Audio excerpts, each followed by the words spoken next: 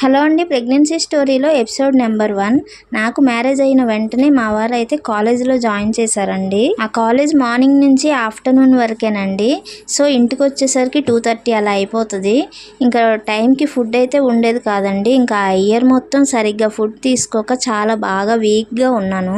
Marriage అయిన 7 monthsకి pregnancy confirm అయిందండి. కానీ అది మేము ప్రెగ్నెన్సీ అనుకోలేదు. దాంట్లో కూడా చాలా ట్విస్ట్లు ఉన్నాయండి. నాకు January 16th పీరియడ్స్ టైం అండి. January 16th అంటే మీకు ఇంకా తెలుసు కదా, సంక్రాంతి టైం. ఇంకా ఆ టైంలో ఇంటి నిండా చుట్టాలు ఉంటారు. ఇంకా పీరియడ్స్ వస్తే కష్టంలే అని చెప్పి నేనైతే పీరియడ్స్ రాకుండా ఒక టాబ్లెట్ అయితే వేసుకున్నాను. పండగ హడావుడంతా అయిపోయిన తర్వాత పీరియడ్స్ వస్తాయిలే అని చెప్పి వెయిట్ చేస్తున్నాను. ఆ మంత్ అయితే రాలేదండి.